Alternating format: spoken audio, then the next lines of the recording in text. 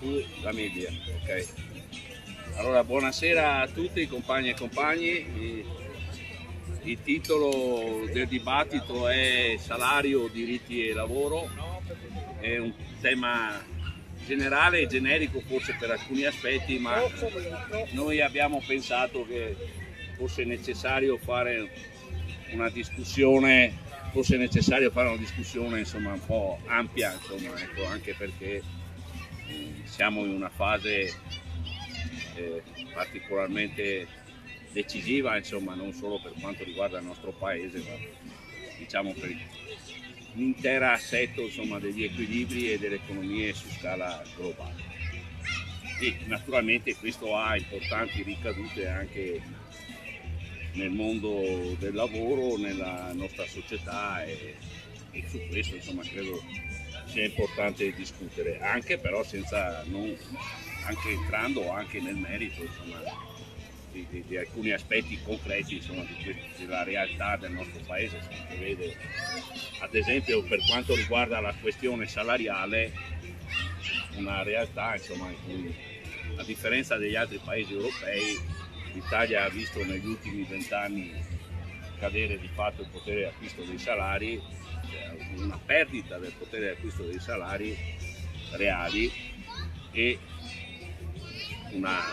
mentre negli altri paesi europei c'è stata una tenuta maggiore e anche per alcuni aspetti una crescita, e questo riguarda i salari ed è una questione ovviamente non secondaria, soprattutto in questa fase in cui abbiamo anche una crescita potente dell'inflazione che colpisce in particolare i settori sociali, insomma, meno affluenti, insomma, non diciamo i poveri, diciamo i lavoratori in generale, i pensionati e chi vive di salario e di pensione, insomma.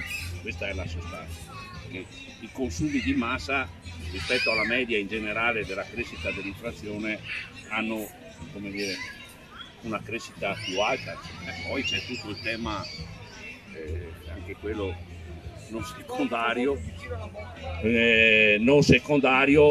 dell'aumento delle bollette, dei costi dell'energia, eccetera. Io su questo aspetto adesso non dico nulla, però anche questa è una questione fondamentale. Io adesso vi do un dato che credo sia interessante nella rappresentazione della realtà, insomma, com'è. Un 60, 70 e anche di più, insomma, di persone che vivono nelle case popolari a Padova non pagano più le spese condominiali, semplicemente perché non possono, oppure per pagarle dovrebbero schiacciare le loro condizioni materiali, diciamo, oltre il limite della povertà, di un'esistenza da poveri e senza dignità. Questo tanto per fare un esempio concreto. Poi naturalmente c'è un tema forte sui diritti, questo non è un dato di oggi.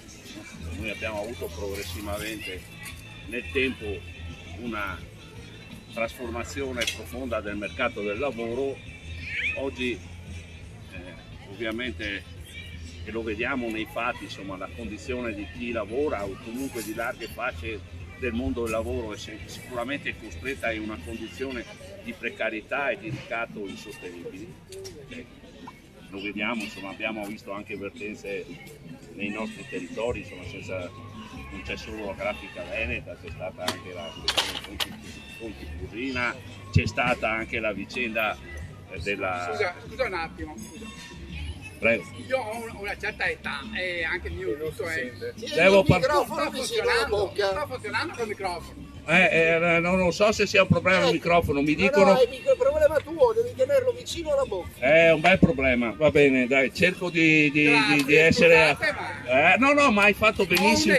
No, ma tu sei qua, insomma, hai ragione tu, hai Anche ragione. lui. Anche io, no. Che cazzo? È solo apparenza. non è reale. Allora, dicevo, insomma, gli esempi li abbiamo avuti concretamente anche qui e quindi c'è un tema potente che riguarda, diciamo così, la condizione del lavoro anche dal lato dei diritti, insomma, come dire, investita da una precarietà e da sistemi di ricatto assolutamente tremendi per alcuni aspetti. E poi abbiamo una questione più generale che è quella, diciamo così, della crisi che avanza. Insomma, adesso noi abbiamo di fronte un quadro che non abbiamo ancora, come dire, materialmente ancora vissuto, però che comincia a penetrare pesantemente la nostra società, dove insomma la dimensione della guerra sovradetermina, perché questo è, insomma, no? Il quadro complessivo. Lo scontro globale non è una cosa che noi leggiamo sui giornali, è una cosa che poi avrà ed ha già ora elementi di incidenza potente sugli assetti produttivi, economici e sociali del nostro paese, e sicuramente li avrà ancora di più. Da questo punto di vista noi come Unione Popolare avanziamo alcune proposte che sono, diciamo così, in continuità con le battaglie che hanno fatto i compagni francesi, insomma, no? Sull'aumento dei salari, sulla tassazione progressiva, sulla riduzione del tempo di lavoro, diciamo così, nella giornata e anche nell'arco della vita. C'è una risposta, diciamo così, che sia, come dire, non solo difensiva, ma avanzi una prospettiva altra, insomma, di società, dove tutti possano avere finalmente una vita degna, però tutto questo ovviamente è reso difficile anche dal quadro della situazione italiana. Adesso io faccio un po' il polemico, posso? Cioè, in Francia abbiamo avuto, pur nelle diverse articolazioni della realtà sindacale francese, comunque su alcune questioni una risposta che noi non abbiamo nemmeno visto. Cioè, abbiamo avuto scioperi che sono durati nel tempo contro le riforme di Macron, abbiamo avuto una mobilitazione di massa importante, contraddittoria ma comunque significativa, che è stata quella dei Gilets. Abbiamo avuto una mobilitazione che è andata anche oltre, che ha investito le periferie, ha investito anche i settori di lavoro precario. Insomma, a me è apparso straordinario che ad esempio a Parigi, nella periferia parigina, una lavoratrice che era stata protagonista e avanguardia di una lotta straordinaria delle lavoratrici del settore degli alberghi, insomma, no, dei servizi negli alberghi, sia stata candidata contro una ministra di Macron e abbia vinto. Cioè, questo per una candidata di NUPES, insomma, della sinistra francese, di Unione Popolare, con le aggregazioni successive che ci sono state. Ecco, in Italia non siamo in questa situazione, ma è del tutto evidente che se noi non riusciamo a costruire una sinistra sociale e politica nel nostro paese che sia all'altezza delle contraddizioni di questo tempo, e quindi è anche importante, insomma, non solo il ruolo della politica, ma anche quella del sindacato nella difesa degli interessi materiali dei lavoratori, noi avremo ancora una situazione nella quale in realtà settori popolari importanti, quelli che votano, perché molti non votano, quelli che votano, che si rivolgono, diciamo così, alle proposte della destra. Prima abbiamo avuto Salvini e adesso abbiamo la Meloni, però c'è un elemento di continuità, insomma, no? Del fatto dovuta anche all'incapacità nostra di costruire una prospettiva e una proposta che sia verticale. Parlare di salario, lavoro e diritti e di rovesciarlo in una proposta, diciamo così, di mobilitazione, di costruzione di un percorso, insomma, di riconquista, è anche un modo, insomma, per cercare di risalire una china che nel nostro paese è sicuramente molto grave. Ecco, io adesso mi finisco qua perché non ho nessuna intenzione di tirarla lunga oltre, e do la parola al compagno Andrea Gambillara, che è della segreteria nazionale da FLAI. Insieme al compagno Andrea Gambillara c'è la compagna Narita Simone, delegata dell'USB. Poi c'è la compagna Giorgia D'Andrea, giuslavorista, un avvocato che ha seguito molte cause importanti di lavoro nel Veneto, tra cui anche quella di Grafiche Venete. E poi abbiamo il compagno Antonio Silvestri, un caro amico che è anche casualmente, non per merito suo, Passando. che ha, così, è anche segretario regionale della Fiamma CGIL di Padova. Comincio dando la parola al compagno Andrea Gambinara. Buonasera a tutti.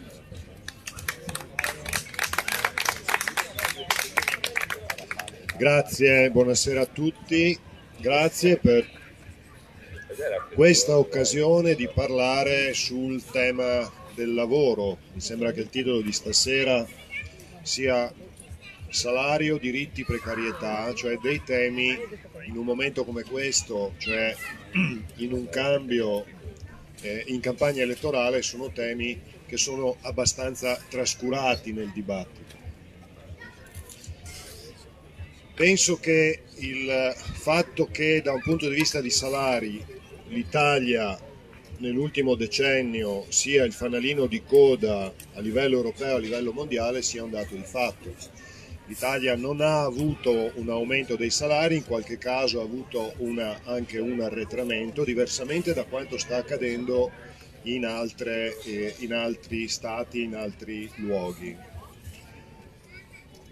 Su questo in realtà nel dibattito indirettamente noi troviamo anche una conferma, per esempio in certe dichiarazioni provocatorie di Confindustria o di certi opinionisti o di certi esponenti politici che paragonano il reddito di cittadinanza a una retribuzione, a un salario. Stiamo parlando di 580 euro mensili per nucleo familiare, quindi indirettamente c'è questa conferma e questo è un dato di fatto. Penso che il problema dei salari in Italia inizi lontano, parliamo del 92 dove è stata fermata la scala mobile, nel 93 dove sono iniziate le politiche di gestione salariale, ma che in realtà però questo sia uno degli elementi, quello sia l'inizio. Noi spesso ci troviamo ad avere come contrapposizione a un tema in discussione come quello del salario unico, per esempio da Confindustria, il fatto che l'Italia sia un paese in cui l'80% dei lavoratori sia coperto da una contrattazione. Però diciamo questa esaltazione di questa apparente condizione di positività subito scema nel momento in cui per risolvere un tema di ritardo del rinnovo dei contratti nazionali, un tema di rinnovi spesso insufficienti da un punto di vista di aggiornamento salariale, noi proponiamo un tema di soluzione in ambito di rappresentanza, cioè di togliere per esempio i 2/3 dei contratti pirata che esistono e di rendere la validità dei contratti nazionali erga omnes per tutti i lavoratori, ecco che lì il tema diventa molto debole, cioè quello di una grande diffusione della contrattazione nazionale, e la cosa trova degli ostacoli nella sua realizzazione. Come anche penso sia giusto stasera parlare del fatto che il tema della precarietà deriva da un trentennio probabilmente di responsabilità anche sindacale, ma sicuramente di una scelta politica di destrutturazione, una scelta politica che è andata nella direzione anche di non agevolare, di non regolamentare un tema di investimenti in quelli che possono essere settori strategici o d'alto valore aggiunto, andando verso la terzializzazione a basso costo delle attività e dei servizi.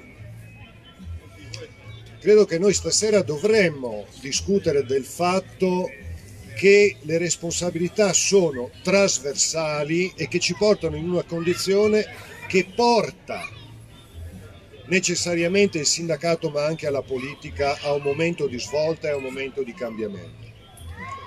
Penso che noi stasera dovremmo confrontarci sul fatto che un insieme di elementi oggettivi, storici, legislativi, contrattuali siano il frutto di un'operazione che io provo a definire come controrivoluzione neoliberista, cioè una condizione che la politica ha sposato nell'ultimo trentennio, andando in una direzione che ci porta in questa condizione. Più recentemente noi abbiamo avuto, credo, 17-18 mesi di governo Draghi, in una condizione in cui non c'è stata una considerazione, una relazione, una considerazione verso il sindacato. Chiaramente, essendo della CGIL, io posso esprimere quelle che sono state le azioni di reazione a questo, perché ci sono stati anche sindacati e ci sono sindacati che invece vanno in un'altra direzione, cioè del accettare quelle poche risposte che sono state date. Come CGIL noi abbiamo cercato e stiamo cercando invece di reagire attraverso una posizione che abbiamo assunto in maniera molto chiara, anche attraverso manifestazioni, prima in difesa di quella che è stata una piattaforma rivendicativa unitaria e poi in solitaria, cosa che continueremo anche nel mese di settembre, nel mese di ottobre, in piena campagna elettorale e oltre, per andare nella direzione di una rivendicazione di una politica completamente nuova, che non può solo essere di conferma della direzione austera imposta, diciamo, da una certa visione europeista o comunque da una visione centrale che non tiene in conto quelli che sono gli effettivi disagi sociali che noi riscontriamo.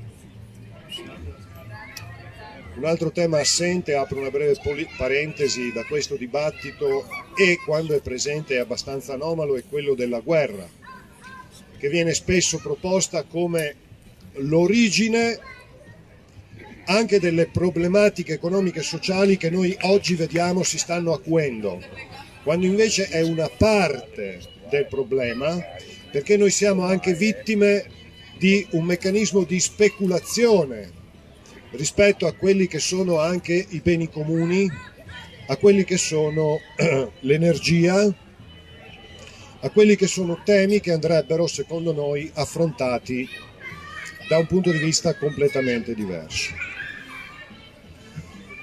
I fatti parlano chiaro anche rispetto a quello che è un tema di capacità di mobilitazione. Io non mi voglio nascondere dietro a un dito.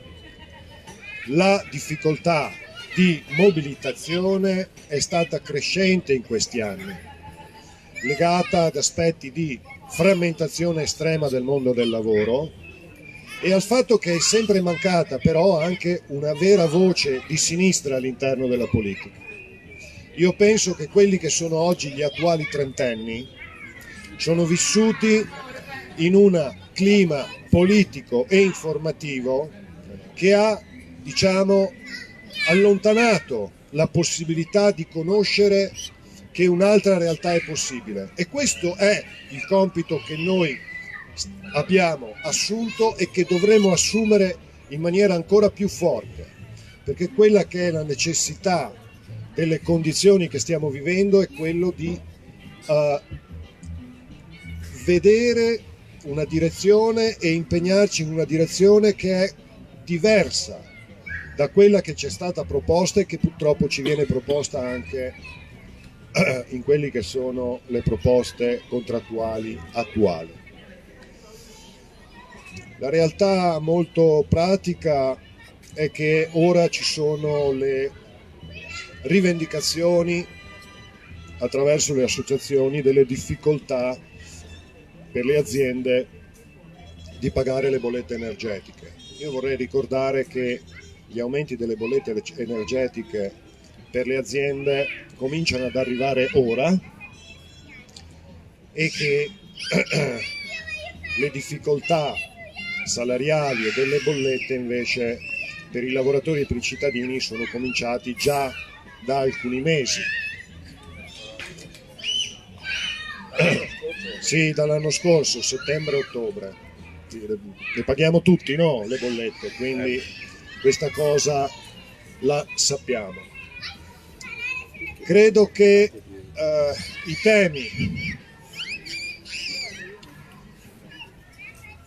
temi dei diritti devono passare attraverso un recupero a partire dal ripristino dell'articolo 18. Credo che i temi della precarietà debbano partire da una concezione completamente diversa del lavoro,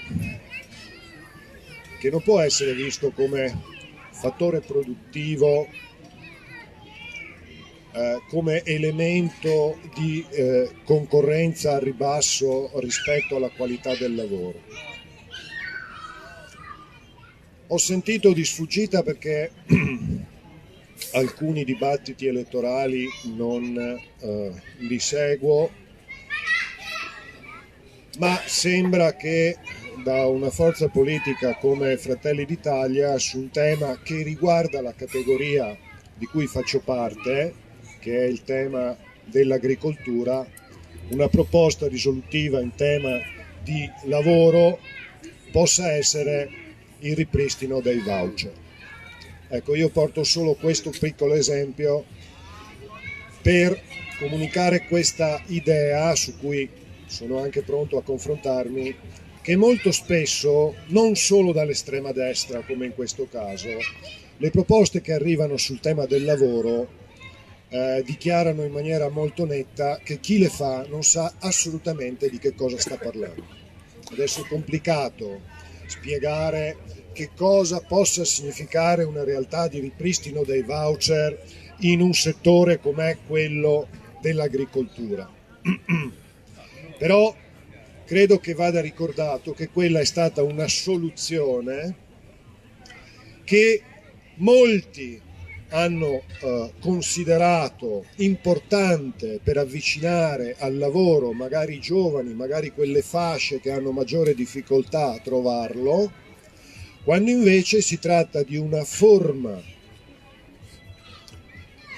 che non prevede nessun contratto, che non prevede nessun diritto, che non prevede nessun ammortizzatore sociale, e quindi attraverso una trasformazione, una mistificazione di quello che è il lavoro accessorio, non so se poi l'avvocato su questo vorrà fare una battuta, noi ci troviamo ad avere una linea di sostituzione al ribasso di quello che può essere un rapporto di lavoro.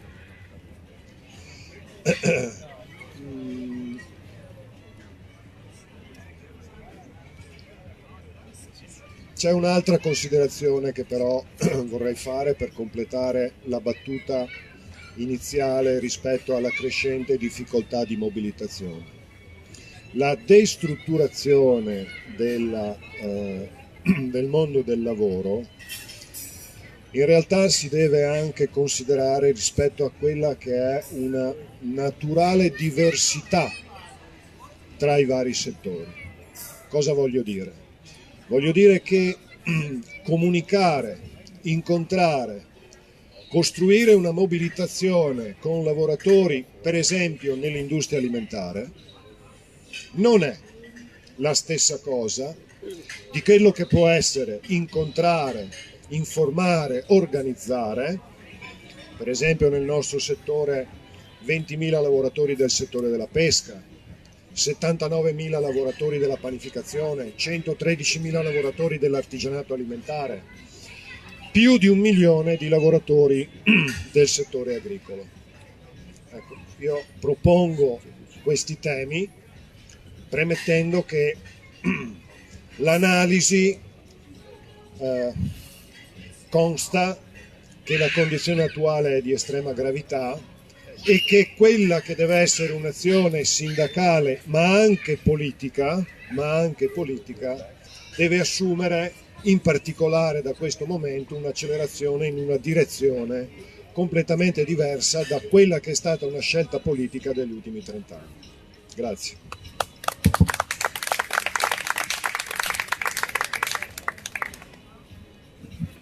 Allora, adesso io darei la parola alla compagna Anarita De Simone, che è stata protagonista di una lotta importante in un settore particolarmente, come dire, devastato, insomma, negli anni dalle precarietà e anche da forme di sfruttamento assolutamente intollerabili.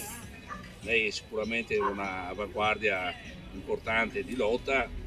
Le chiediamo, insomma, di parlare un po' di queste questioni, magari anche affrontando, insomma, il tema di come si costruisce poi una risposta, insomma, in questa situazione così complicata e difficile dal punto di vista delle lavoratrici e dei lavoratori. Non mi aspettavo tutto questo freddo. Neanche noi a dire il vero. Io non ho i pantaloni. Allora, quando si parla di tema di lavoro, di precarietà, di diritti, di ricatti e tutto quant'altro, io lo posso riassumere, diciamo, nella mia storia lavorativa.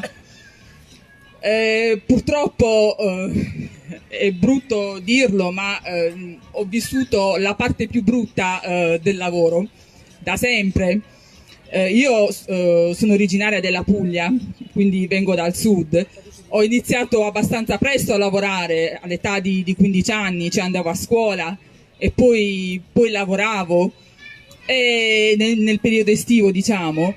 E poi, finita la scuola, ho continuato più o meno con lavoretti di qua e di là, ma in una condizione, insomma, misera. Cioè lavori in nero, o mal pagati, sfruttata, tutto ciò che può essere il peggio del mondo del lavoro, fino a che ho deciso di trasferirmi e sono approdata qui, in questa regione. Mi sono trasferita a Vicenza. Scusatemi se vi racconto la mia storia, perché rappresenta proprio quello che è la parte, come ho detto, la parte brutta del mondo del lavoro. Arrivata qui ho svolto lavoretti sempre tramite agenzie interinali, sempre di qua e di là, fino a che sono arrivata in un magazzino della logistica. Ho iniziato a lavorare per la DHL.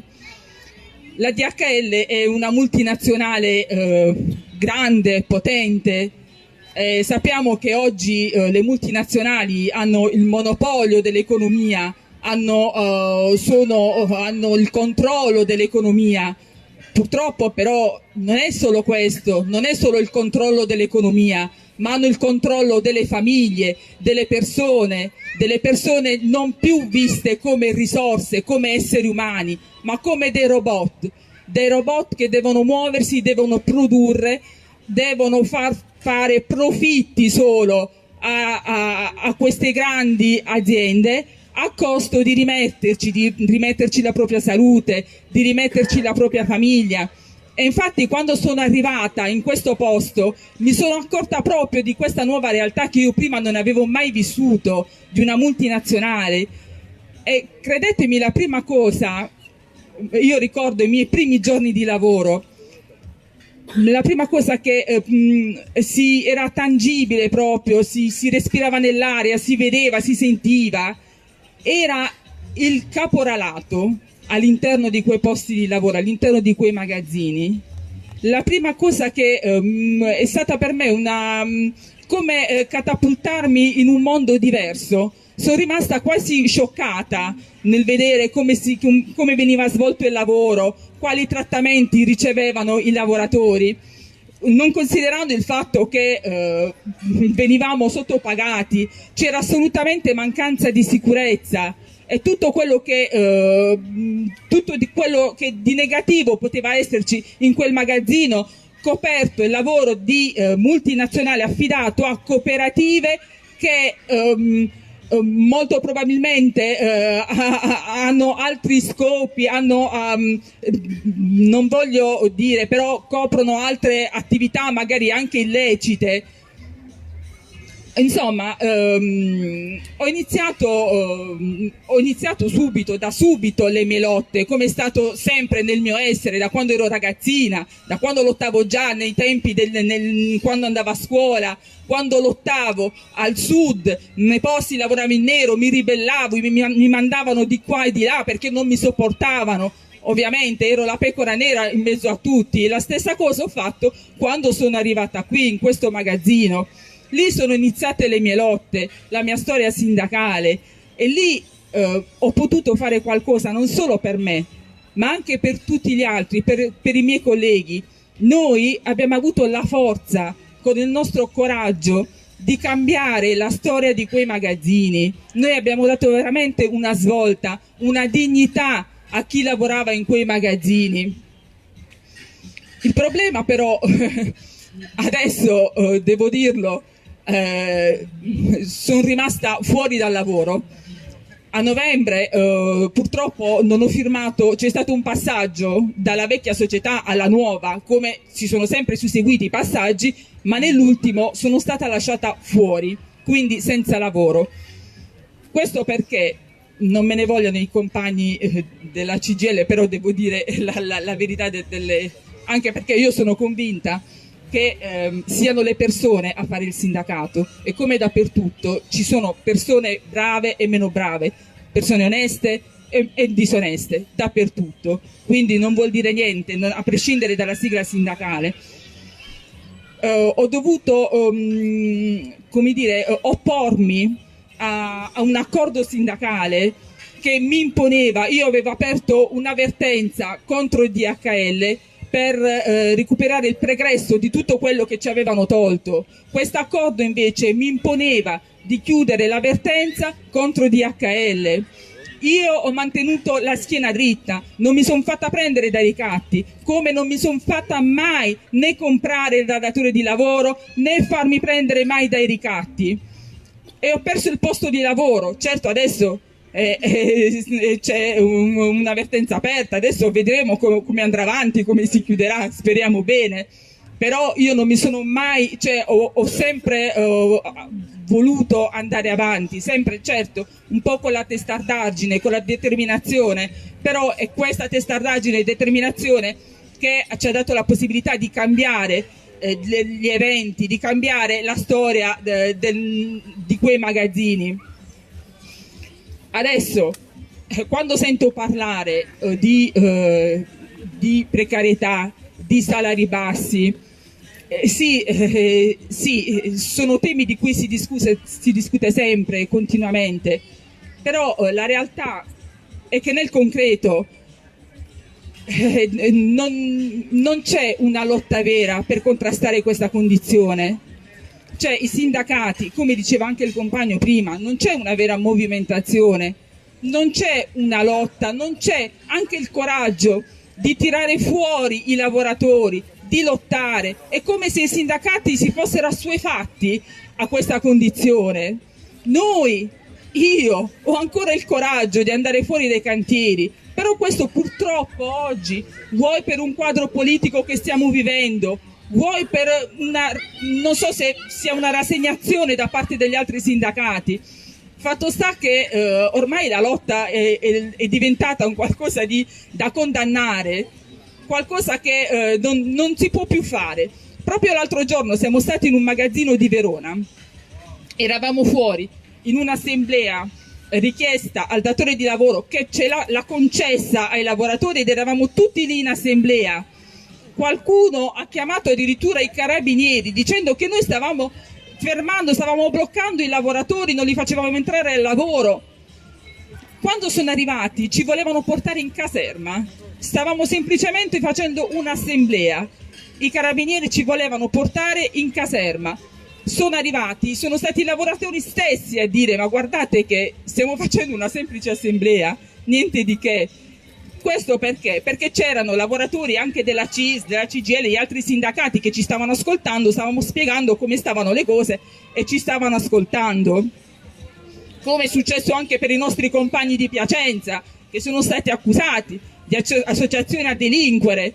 Perché? Perché difendono i diritti dei lavoratori, perché hanno ancora il coraggio di lottare. E allora, quando parliamo di questi temi, io parlo, purtroppo non faccio discorsi enormi, grandi discorsi di che, però faccio discorsi di cose che io vivo ogni giorno, concretamente. Abbiamo anche si parla del salario, del fatto che i salari sono sempre più bassi, della povertà, ma abbiamo contratti collettivi che vanno sempre più a ribasso. Cioè, come possiamo pretendere contratti collettivi che ci mettono la flessibilità, non hanno aumenti salariali significativi, non c'è una lotta? Cioè, veramente, io la cosa che mi piacerebbe, forse sogno, non so, sarebbe bello se tutti, che sia CGIL, CISL o USB, Cobas, ma chiunque, tutti insieme potessero fare una lotta di classe insieme ai lavoratori, iniziare veramente una lotta senza puntare il dito, assolutamente. Però se davvero poi si vuole parlare di temi, si vuole intervenire concretamente, purtroppo bisogna... Mi sentite? Scusate, non ho più resto. Non ce la faccio, non riesco a spiegare.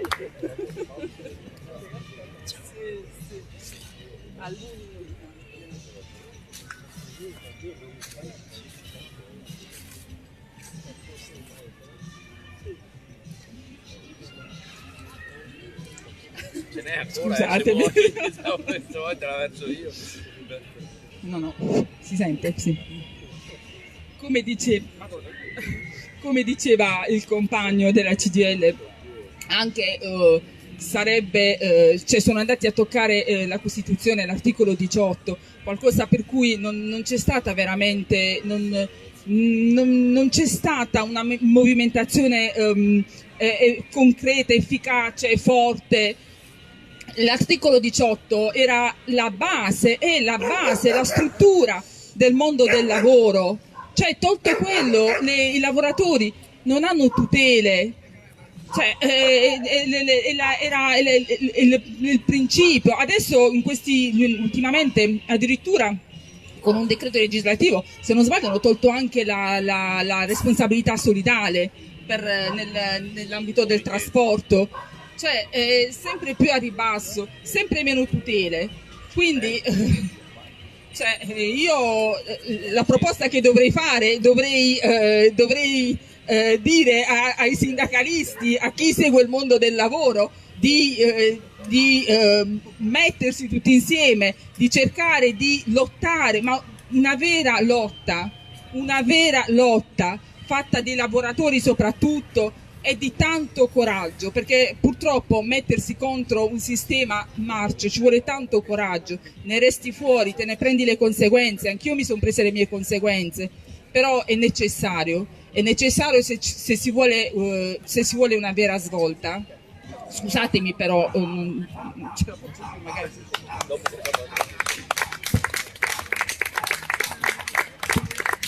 Bene, abbiamo sentito questo intervento e vi voglio solo comunicare un fatto: la compagna Anarita De Simone, Anarita Simone è candidata a Vicenza all'uninominale della Camera per Unione Popolare. Adesso se va così ci stappiamo una montagna. In Francia è stato possibile in Francia, certo. In Italia sarà molto molto difficile, ma dimostra che ci proviamo, almeno dimostra che ci proviamo. Ecco, adesso do la parola alla compagna Giorgia D'Andrea, avvocato giuslavorista, e si è impegnata in importanti vertenze nel lavoro, ha una storia molto lunga, anche se è molto giovane, anzi direi giovanissima. Ecco, e quindi do la parola a lei, insomma, per intervenire sui temi che abbiamo cominciato a enucleare questa sera. Prego, Giorgia. Buonasera. Allora, necessariamente anche per il lavoro che faccio darò un taglio che magari risulta troppo tecnico, quindi cercherò di essere abbastanza semplice e di non annoiare nessuno. E siamo qui a parlare di salario e dico subito che poi farò una chiosa perché secondo me questo titolo doveva essere ampliato, scusa Paolo, anche con equo compenso, perché se no siamo sempre fermi al lavoro dipendente, scusami, però lo devo dire assolutamente. Hai ragione. Allora andiamo al salario. Noi diamo un'interpretazione del salario un po' più ampia di quella che è la definizione ristretta. Okay. Salario è qualcosa che va oltre, diciamo, alla paga del lavoro dipendente. Appunto perché sono troppo tecnica. Quindi infatti vado sempre nella definizione. Allora, comunque parliamo un attimo di salario. Perché si parla di salario? Perché di fatto siamo di fronte ad una percentuale altissima di lavoro povero, utilizziamo questo termine, cioè lavoro povero. È talmente attuale questo tema che anche l'Unione Europea se ne è fatta carico, diciamo così, come al solito la montagna ha partorito il figlio del topolino perché ha fatto il granello di sabbia, cioè una direttiva che è uscita a giugno che in buona sostanza non dice nulla, dà semplicemente delle indicazioni, dice gli stati che hanno il salario minimo legale devono portarlo sopra una certa soglia, non dice quale. Per quanto riguarda invece gli stati che hanno un'ampia base di contrattazione collettiva come può essere il nostro paese, invoca il raggiungimento di questo fatidico 80% e poi sembra che così tutti i mali siano risolti. Quindi è un problema che è assolutamente attuale, è ben presente, lo sanno tutti, però nessuno vuole effettivamente risolverlo e quando si leggono i testi scientifici, le pubblicazioni scientifiche su questo tema e di produzione anche, adesso io non voglio entrare in polemica con nessuno, ma di produzione anche abbastanza a sinistra, si parla tantissimo di salario minimo contrattuale, salario minimo legale sempre visto con una certa difficoltà e anche in questo tipo di produzione con delle critiche che sono sostanzialmente impresocentriche, cioè perché il salario minimo legale è difficile da sopportare per l'impresa, perché il costo per l'impresa eccetera, ma non si parla mai del quello che sarebbe il vantaggio per il lavoratore e quindi si sposta e si dice va benissimo il salario minimo contrattuale, perché appunto si invoca quello che è l'estensione erga omnes, ma questo andrebbe bene solo nel caso in cui tutti i contratti, tutti i CCNL avessero dei minimi salariali, qui parlo di minimo tabellare, cioè retribuzioni e base senza tutti i rate, i 13esima, 14esima eccetera, che fossero quantomeno al di sopra della soglia di povertà. Ma se noi andiamo a guardare i dati reali, cioè i rapporti Unimens e l'ultimo rapporto dell'INPS che è del luglio del 2022, fa vedere come anche i contratti sottoscritti dai confederali, quelli che il professor Alleva chiama i contratti corsari, di fatto hanno delle retribuzioni che sono assolutamente al di sotto della soglia di povertà, poco più alta per esempio appunto del reddito di cittadinanza. Mi riferisco a contratti per intero, come per esempio la notissima questione per gli addetti ai lavori del CCNL Vigilanza, però mi riferisco anche a contratti che sono tantissimo utilizzati, per esempio quello del commercio, che per i primi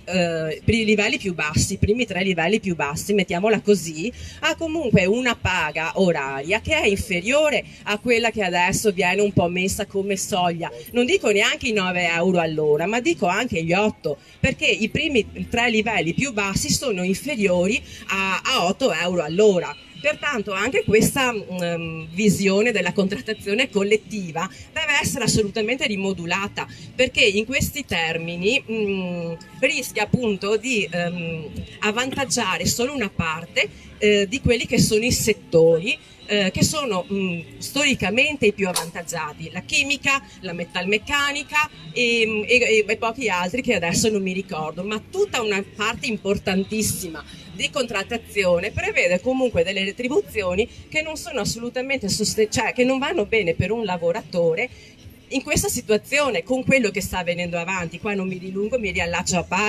Paolo, perché un tabellare di 1.400 euro è sempre all'ordo, quindi se noi andiamo a guardare poi quello che è il netto e con tutti i discorsi che stiamo facendo, insomma è evidente che non va bene, pertanto bisogna parlare di salario minimo legale, cioè io sono di questo avviso, perché la contrattazione collettiva o cambia passo completamente e allora si rivede tutto quanto, ma se va avanti così è assolutamente insufficiente, cioè queste cose ce le dobbiamo dire, anche perché non sono opinioni, questi sono dati e sono numeri, è così, quindi o la riflessione è generale e appunto allora si rivoluziona tutto e si cambia passo, altrimenti questo problema si riproporrà sempre, anche perché, e qua è un altro tema che magari sembra tecnico, però non è mai assolutamente sufficientemente sviluppato e analizzato, è quello dell'enorme massa di part-time involontario, che peraltro va ovviamente sempre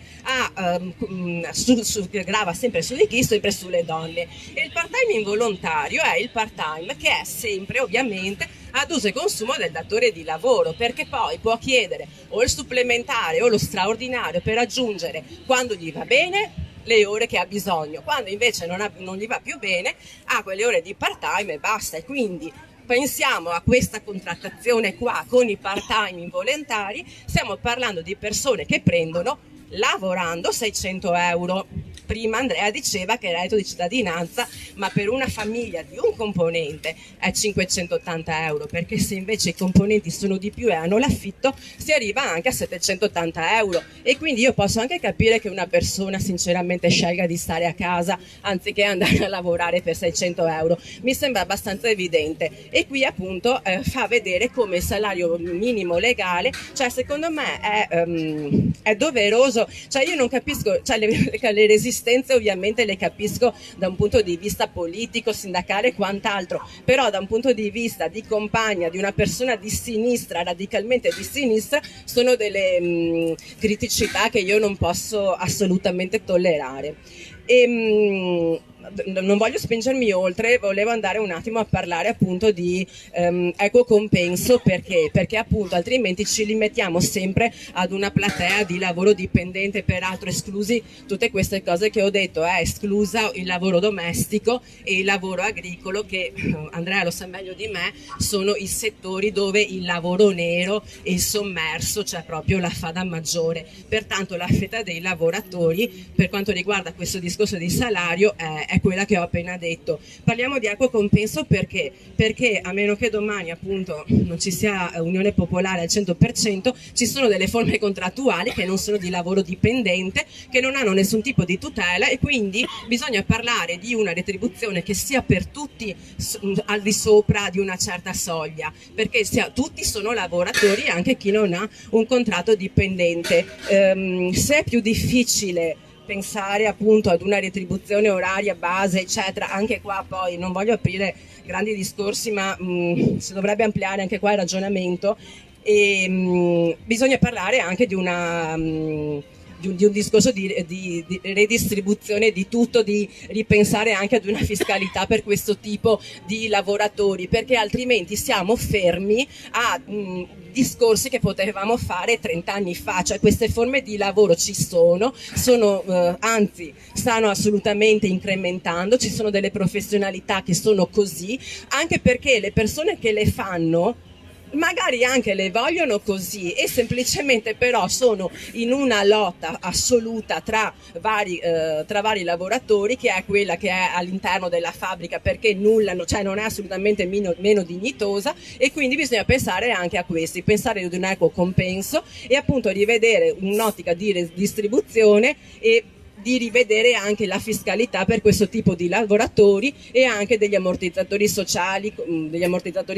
dei redditi di continuità eccetera, che adesso sono stati fatti ma a causa del Covid, ma in misura sicuramente non sufficiente. Quindi insomma il tema del salario è perché il lavoro è molto povero.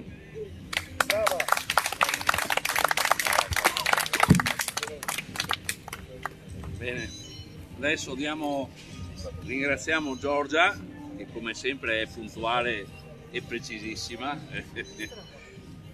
Va bene. Passo la parola al compagno Antonio Silvestri, segretario regionale della FIOM. Per caso si passava di là e l'hanno fatto segretario. Allora, a me è stato dato appunto il compito di ragionare sullo stato dell'arte dell'industria, della crisi, delle condizioni che stiamo appunto vivendo. Però prima di entrare in quel merito là, vorrei sottolineare un punto. Prima giustamente mi ha appunto colpito l'intervento della sua compagna Narita, e da questo punto di vista dico questo, insomma, a fronte, e non lo dico per ringraziarmi la platea, perché poi approfondirò questo tema, a fronte del fatto che una lavoratrice, che un lavoratore viene licenziato o non viene assunto, o i suoi diritti vengono lesi, io sto sempre da quella parte là, a prescindere da tutte le altre considerazioni. E lo dico, insisto, non perché sono qua oggi, ma perché la pratica sindacale della FIOM è questa. Io vorrei ricordare che sono alcuni punti, alcuni dati, alcune cose che testimoniano quello che sto appunto dicendo. Non più tardi di qualche mese fa si è consumato un accordo separato a Belluno sulla CC, dove a fronte della, fra molte virgolette, salvezza di quell'azienda, di una parte di quei lavoratori, un accordo separato firmato da FIM e UILM ha stabilito il fatto che di 300 lavoratori ne entrassero dentro nella nuova società 150. La FIOM non ha firmato quell'accordo, proprio partendo dal punto, e questo è stato il filo conduttore della nostra iniziativa sindacale dal 2008, dal periodo della crisi, che la FIOM non firma accordi che prevedono licenziamenti o che non prevedono, nel caso di passaggi di proprietà, l'assorbimento di tutta l'occupazione. Insisto, questa è la nostra pratica. Poi io so bene che anche nella Confederazione non tutte le pratiche sono appunto uguali, anche all'interno della stessa FIOM ci sono stati sicuramente errori, ma le linee politiche che abbiamo discusso, che abbiamo votato, quindi non è solamente una questione di capacità, di bravura del singolo operatore. Noi queste cose qua le abbiamo decise al nostro comitato centrale, abbiamo votato quali sono le linee contrattuali che dobbiamo portare avanti quando si affrontano queste crisi, e chi fa cose che non sono corrispondenti sono fuori dalla linea della FIOM. Volevo precisarlo. Ma sul tema della crisi e della appunto situazione dell'appunto industria, io ora dirò una cosa che probabilmente può essere capita come contraddittoria con quanto sosterrò dopo. Però se leggo i dati della situazione metalmeccanica di oggi, in realtà quello che vedo è che le industrie metalmeccaniche nell'arco degli ultimi 6 mesi sono fonti queste che dico del Sole 24 Ore, quindi insomma non di carattere sindacale, sono fonti del Sole 24 Ore. Ci dicono che fra le fabbriche, fra le aziende quotate in borsa, l'aumento degli utili prodotti rispetto agli ultimi 6 mesi è del 64%. I dividendi che sono stati appunto retribuiti ai soci da parte delle aziende sempre negli ultimi mesi sono del più del 72%.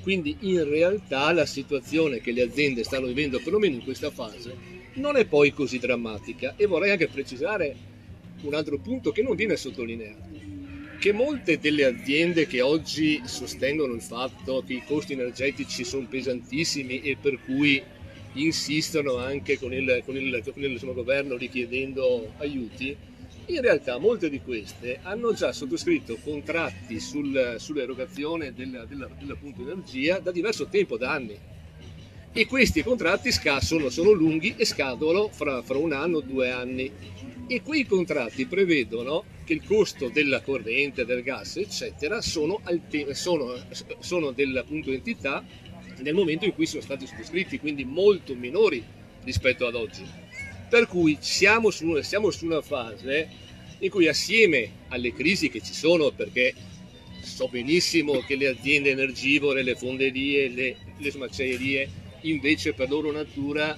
per la natura della loro produzione, in realtà questi invece facevano contratti sulla fornitura energetica che era variabile, che era retribuita in funzione del prezzo corrente, proprio perché avevano spese di un certo tipo, e queste stanno invece soffrendo molto. Ma nella maggior parte delle aziende metalmeccaniche non è così. Insisto, stanno pagando ancora i prezzi dell'appunto energia di mesi e mesi fa, quindi molto diversi rispetto ad oggi. È chiaro che appunto ci stanno giocando.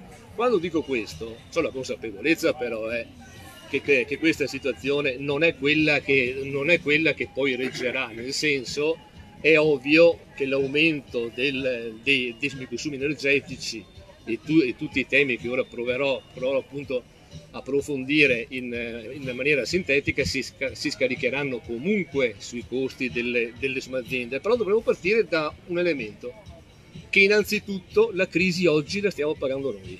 La crisi, veramente, l'aumento dei prezzi si sta scaricando tutta sui lavoratori dipendenti.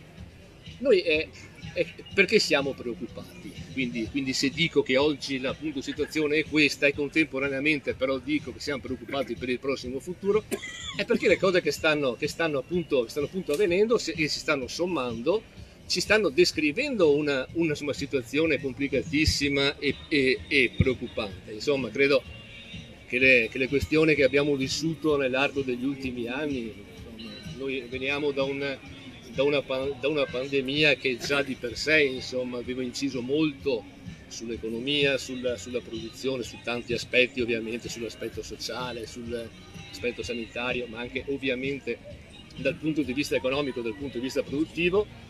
A questo si stanno sommando gli effetti della guerra, su cui poi ci tornerò, e questi effetti si sommano a una situazione che in realtà il nostro paese scontava ancora e non aveva ancora del tutto superato la crisi del 2008, quindi le conseguenze della pandemia e della guerra si interagivano appunto su una situazione già di per sé complicata.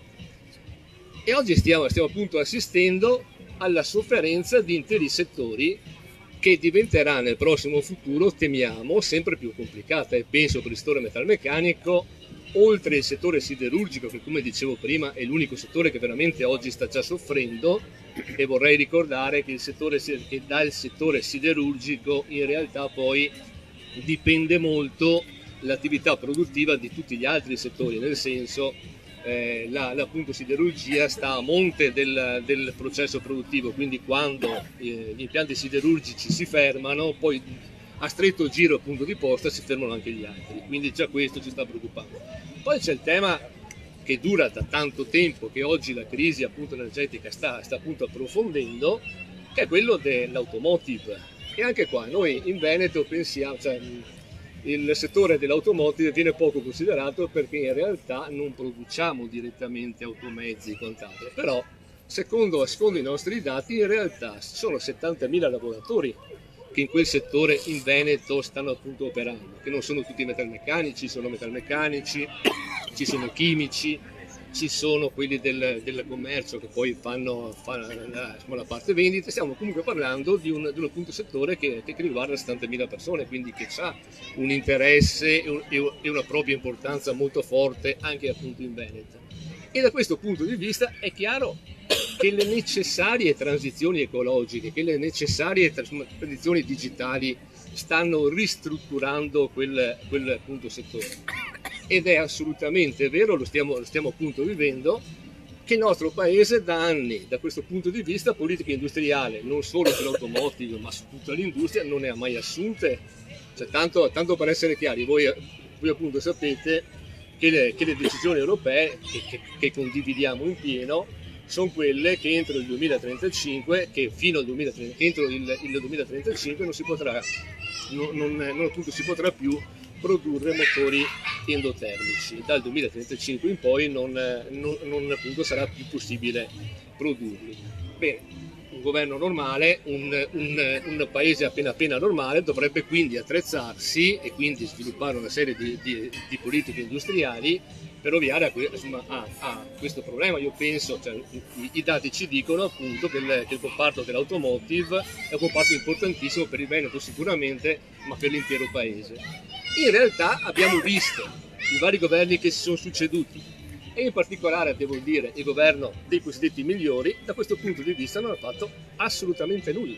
A fronte delle richieste unitarie, delle iniziative, degli scioperi che come metalmeccanici abbiamo portato avanti, fino ad oggi nemmeno una convocazione di un tavolo, e l'unica presa di posizione politica del ministro Giorgetti, responsabile dello sviluppo economico, è stato sostanzialmente quello di provare in alleanza con il Portogallo, con la Romania e con la Bulgaria che in realtà non producono insomma auto, provare con questi paesi spostare il limite del 2035 della produzione appunto di quei motori, compiendo dal punto di vista nostro una cosa assolutamente sbagliata, perché nel frattempo le case appunto automobilistiche più serie hanno già deciso di anticipare per conto loro, già dal 2030 molte di queste non produrranno già più motori di quel tipo là. Quindi il fatto che appunto l'Italia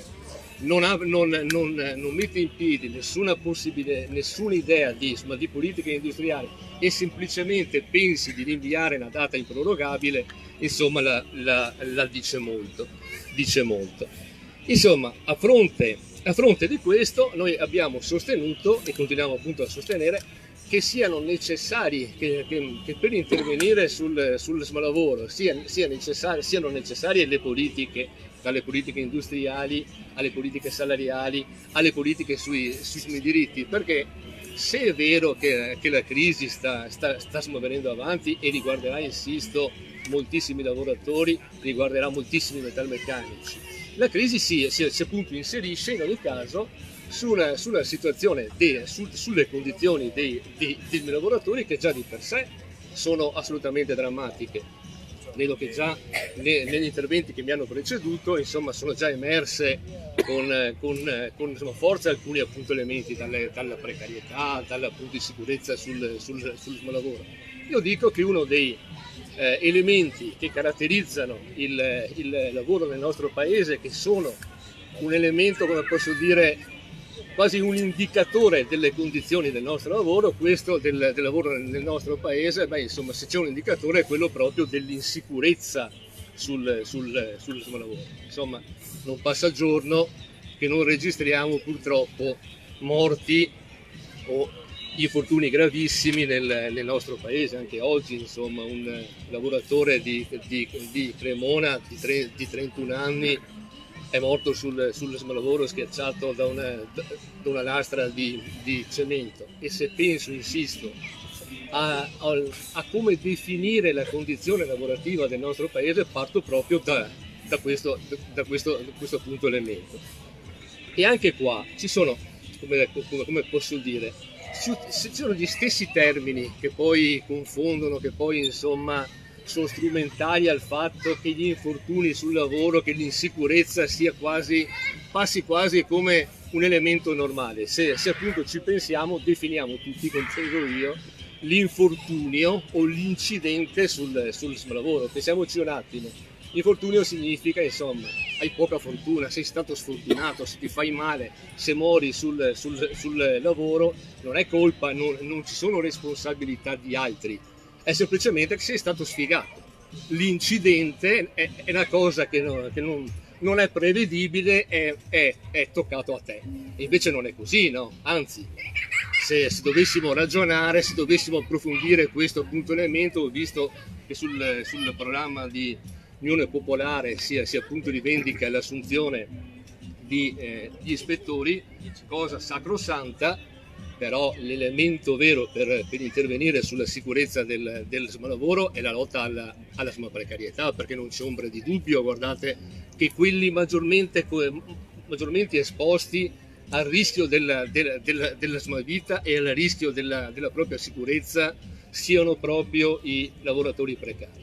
E fra i precari I lavoratori migranti, fra l'altro, sono quelli doppiamente precari per i motivi che ben conosciamo, insomma, insisto, non me li invento io, non è solamente la logica, ce lo dice i numeri, ce lo dicono i dati da questo punto di vista. E quindi l'intervento sulla precarietà diventa necessario anche sotto il punto di vista della tutela della sua salute e della sua sicurezza.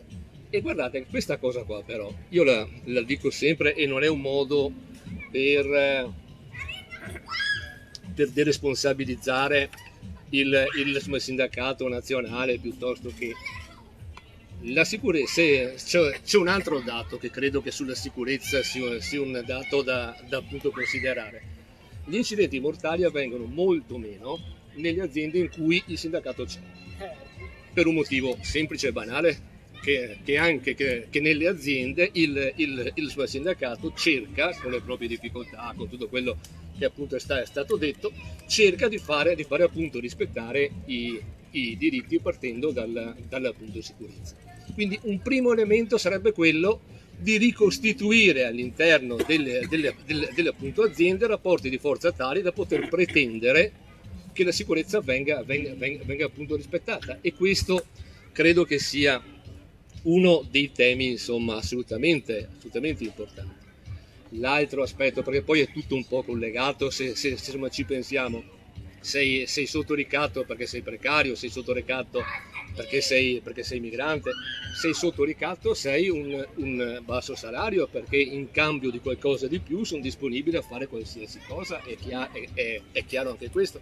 Quindi è ovvio che la nostra attività, che l'attività sindacale deve essere ancora più forte, ancora più pregnante, ma insisto, noi dal punto di vista della contrattazione ci stiamo trovando, non so come insomma dirla meglio, quando appunto dicevo prima che nelle aziende metalmeccaniche, perlomeno dove appunto il sindacato c'è un proprio peso, riesce a intervenire sulle condizioni, lo dico per cognizione di causa, perché poi se ragioniamo anche del tema del salario minimo, condivido quanto detto prima dall'avvocato da Giorgia. Sul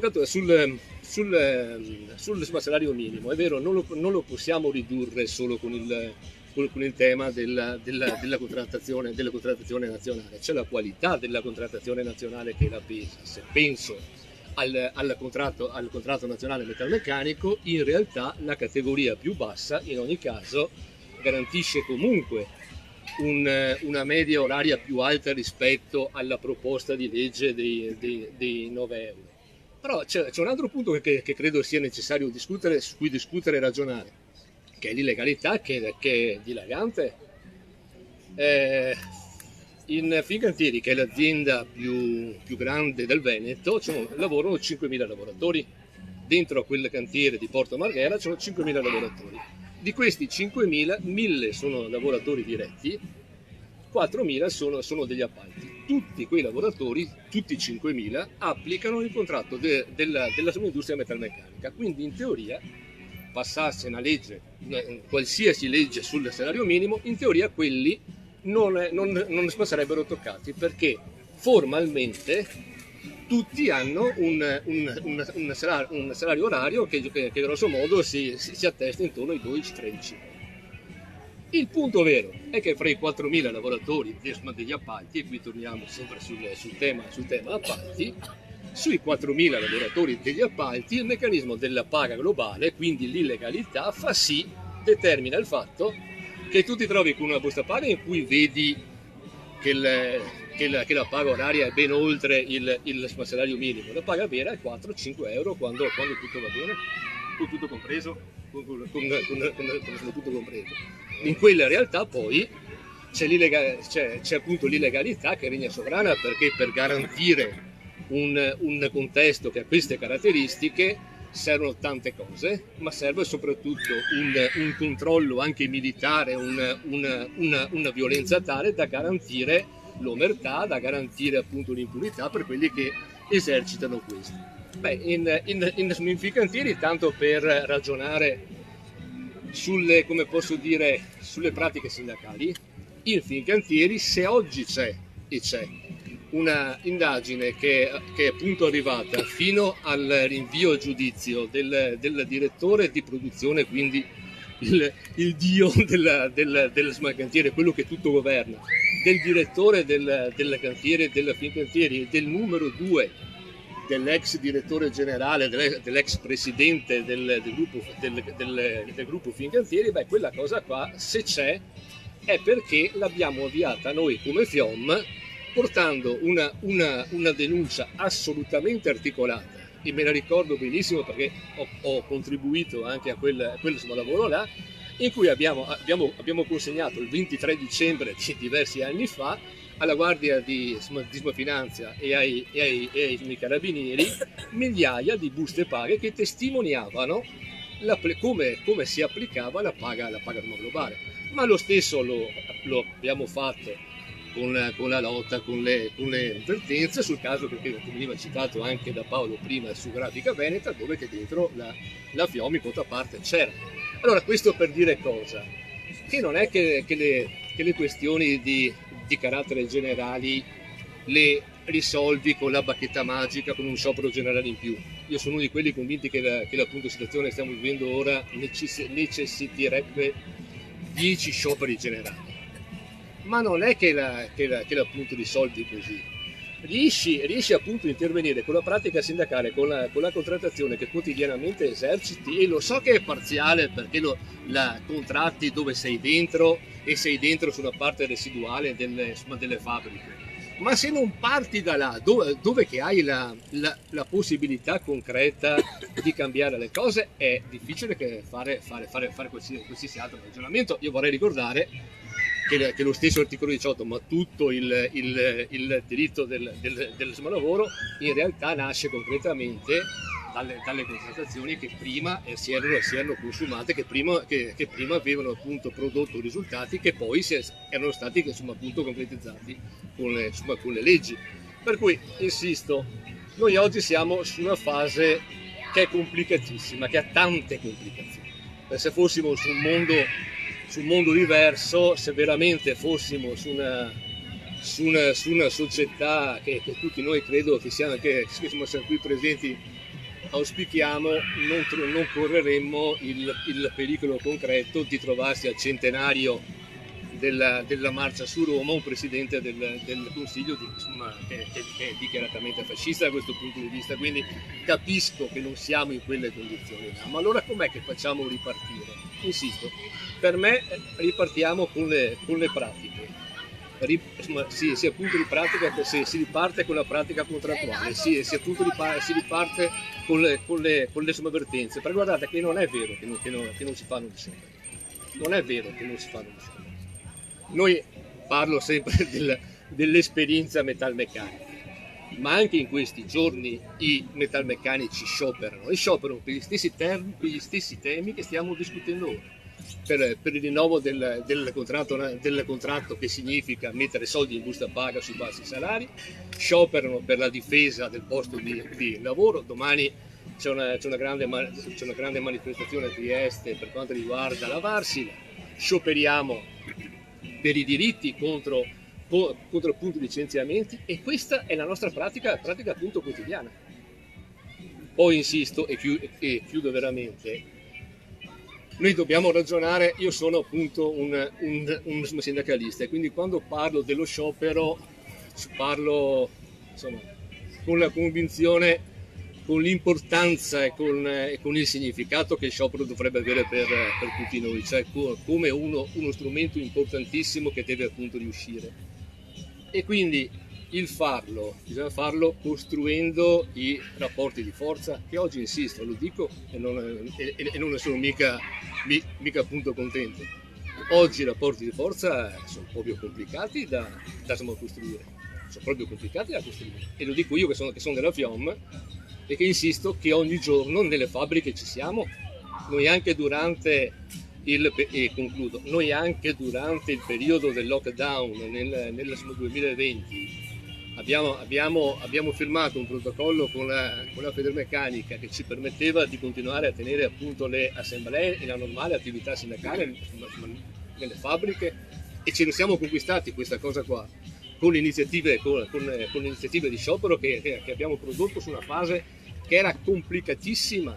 Abbiamo prodotto un mese quasi di scioperi articolati sulle smaltine metalmeccaniche per conquistarci il diritto alla sicurezza su queste realtà. Poi ovviamente si dimentica sempre appunto di tutto, ma è da là, insisto, che noi ripartiamo, dalla pratica quotidiana e dall'attenzione, insomma, ai diritti e agli impegni che ci siamo assunti. Grazie.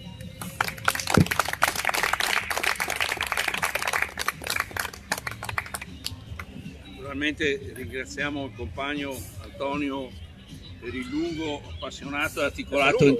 No, lungo. No, ormai, dai, ormai. Lunghetto.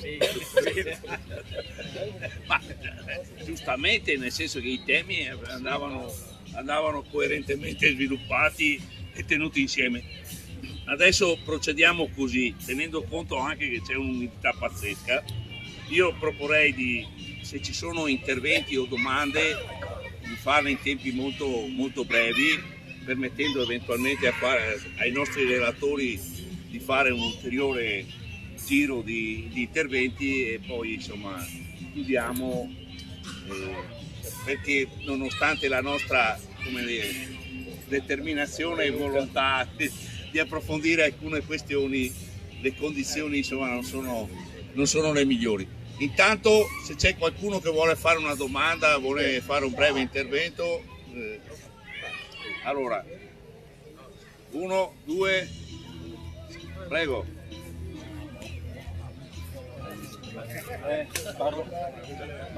Semplicemente io sono Gianluca Badoer e sono il segretario della Fillea di Padova, hai capito? E l'intervento che voglio fare è semplicissimo, è un piccolo appunto, okay?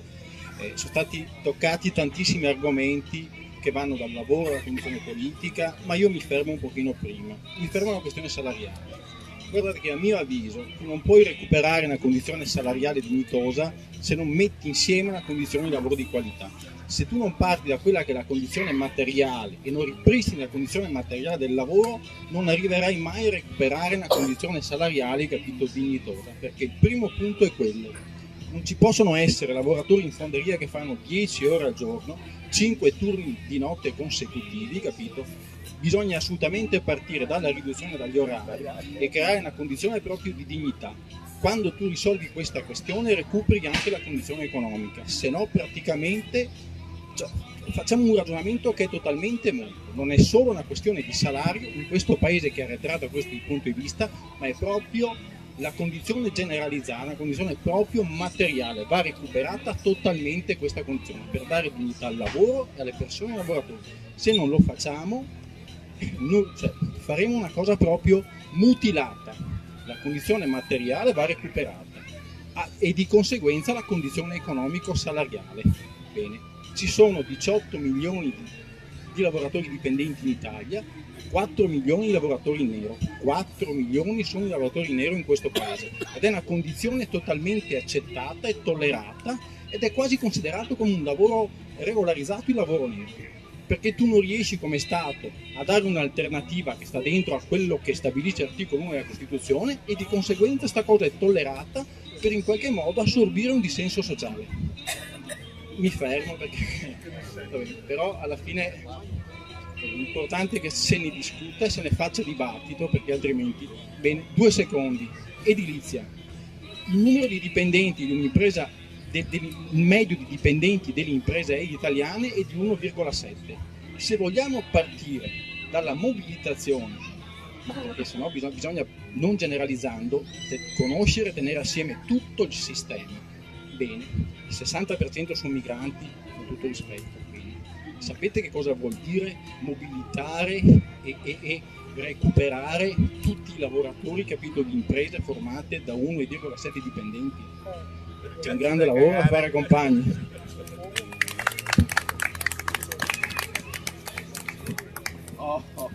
Ciao caro.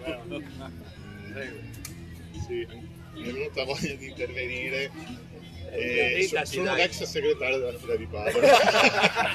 Trovato. Tutta la filiera qua. Manca aranci. Allora, no, va bene. Non è vero, scherzavo. Cos'è che avete detto? Sei stato trombato. Dai, sto devo scherzare, dai. Allora, era una battuta così, dai. Va bene, allora volevo dire 2 o 3 cose che secondo me stanno uscendo cose molto interessanti e metterle in fila è impossibile in una serata, però aggiungo qualcosina. Allora, la prima questione che si diceva sul salario minimo, sembra che i contratti nazionali creano povertà del lavoro. Il fatto è che i contratti collettivi sono rapporti di forza. L'esempio che hai fatto della sicurezza, diciamo, che il contratto di chi privato, sì, della vigilanza, era circa 10 anni che non si firmava. Quindi un contratto è frutto puramente, come diceva Antonio, un rapporto di forza tra padroni e lavoratori.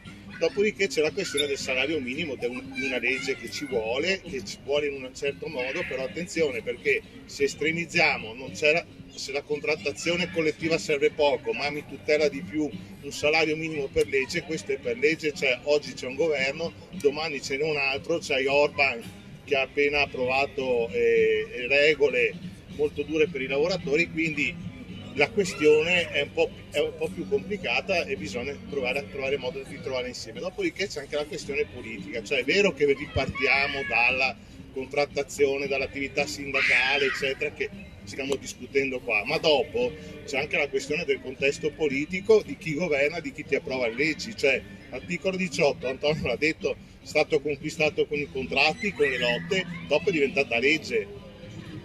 La questione degli appalti che la compagna ci ha raccontato la forma di lotta, eccetera. Faccio un esempio: la DHL a Firenze è andata in modo diverso qualche anno fa, cioè i compagni della FIT a Firenze hanno fatto una lotta per avere dove c'era DHL, quindi nei capannoni dove lavoravano tutte le cooperative, a un certo punto per avere la timbratura delle presenze e degli orari di lavoro. Lì è svoltato.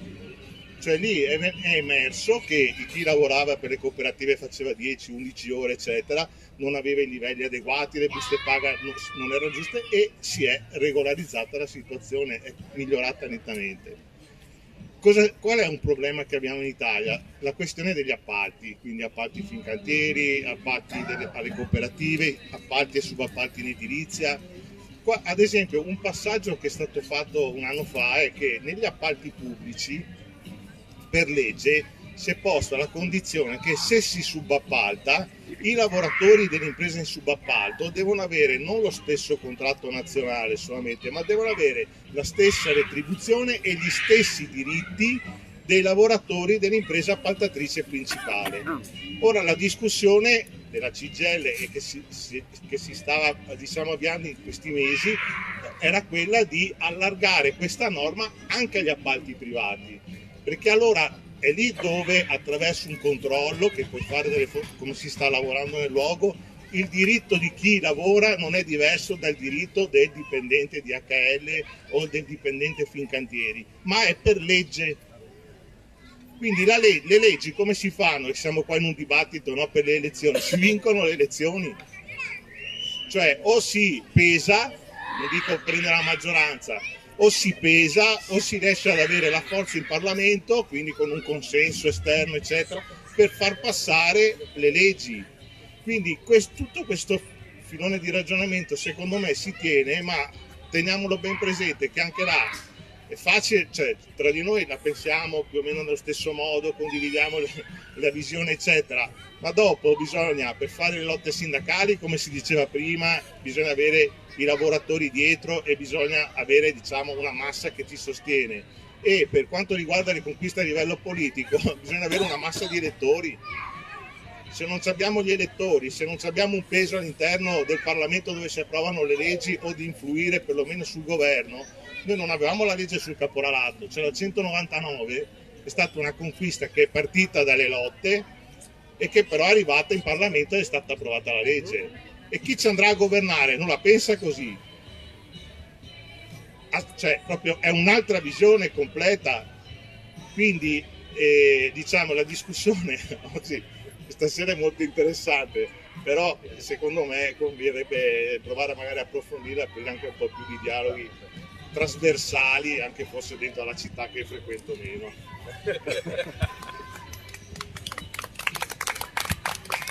Ci sono altri che vogliono intervenire, dire qualcosa? Prego. Massimo.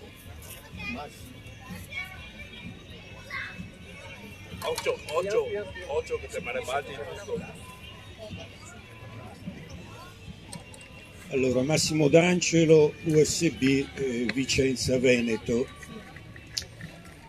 Allora, io sono molto pratico nel parlare, non affronto le tematiche generali, li conosciamo le tematiche generali. Io nell'ambito di questo dibattito da sindacalista voglio dire che, e voglio anche insomma in qualche modo lanciare una riflessione, che è quella che ad oggi il lavoro cattivo ha superato il lavoro buono, ha sovrastato il lavoro buono. Però dobbiamo porci anche una problematica, no? 30 anni di contrattazione sindacale, 30 anni di contratti, di rinnovi o meno contrattuali, ci ritroviamo ad oggi con i lavoratori impoveriti, senza dignità sui posti di lavoro e con i padroni, in particolar modo le multinazionali, come citava poc'anzi l'Anna Rita, che si sono arricchiti.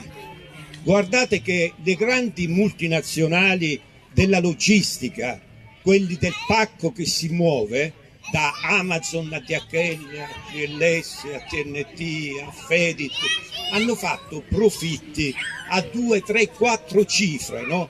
E nell'ambito di queste grandi multinazionali che gestiscono l'economia nazionale e mondiale, praticamente abbiamo un impoverimento del lavoro, dove scientificamente le nazionali, le multinazionali hanno costruito scientificamente, no, dal punto di vista della gestione economica, le cooperative, le società SRL, gestite da loro scientificamente, DHL su Pisciagna, indagata dalla Finanza di Milano, perché scientificamente ha costruito questo sistema che distrugge l'economia, questo sistema che praticamente non riusciamo a controllarlo, dove ci sono inquinamenti da parte della mafia, no?